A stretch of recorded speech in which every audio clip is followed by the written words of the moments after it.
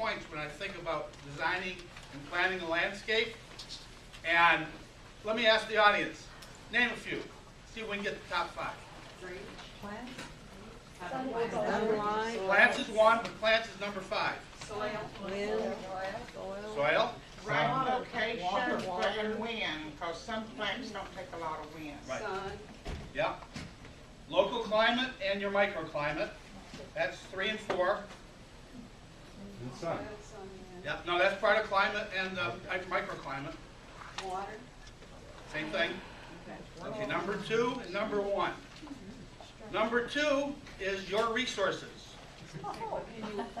Yes, that's it. And remember that when you have your landscape all set up and planned, you don't have to do it all at once. You can do it in pieces. So you can always match your budget to your plan. And really, number 1 is you. What you want to achieve. What you want to achieve. Think of your landscape as your house. Your house has a kitchen, it has a bedroom, it has a living room, has a playroom. So your landscape, maybe there is a feeding part, a vegetable garden. Maybe there's a place like you want to go and read a book. That's your relaxation garden. There's a place where people come over where you light the barbecue and you cook and you eat. That's your entertainment area. So think of your landscape in all of those conditions. Then put it down on paper. And then outline the characteristics of your site.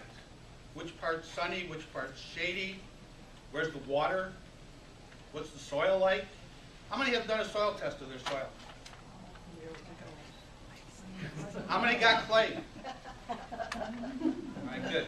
Well, then all the rest of you must be in perfect condition. No, I live on an old riverbed, and if you dig up something to put in a hole, and you put the plant in, you gotta have some dirt to put back there. That's right. And my solution for not having to weed all of that is to start woolly thyme and just let it cover the whole area, and it works gorgeous. Very few weeds come up. Excellent.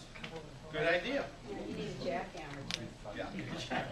So that's just a few words on landscaping. Neil, could you? Well, he just covered it all. Landscaping. I was just going to add that pay attention to exposure. And when you go into a nursery, and a plant tag says sun to part shade. Let me break that down. What that means is that it will take the full western August exposure in swim. Okay? When a plant tag says part shade to shade, that means it wants morning sun only. Eastern exposure or northeastern exposure. So keep that in mind. A lot of people get all kind of fouled up on where to plant things like that. Yeah. Since we got 2 nurseries here, do you guys buy plants that you are fairly certain will survive and thrive in our environment versus plants that people in the Northwest think are nice that may not be appropriate here? And there are a lot of plants that kind of falls into the right plant, right place category. There are plants that just do not do well in our area. I don't sell them. Phlotinia, blue spruce, subalpine firs. The list goes on, and they might look great. There's probably somebody in the audience say, "I've had a blue spruce in my yard for 12 years." Believe me, it's just a matter of time because of insects. Weeping cherries, Prunus subratalis, they get blossom end rot, they get brown rot. They're not worth planting. Instead of a weeping flowering tree, put in a weeping crabapple. Some of the other cherries, the Prunus seriolatus, are fine. The Quanzon cherries that are on Fifth Avenue, they're pretty disease resistant, and the Mount Fuji cherries. So generally Prunus species in western Washington aren't that great because we have damp springs. So just bear in mind what does well, and if you don't know what does well, go into one of our nurseries and chances are we don't sell that plant. English laurel is another one. It needs iron.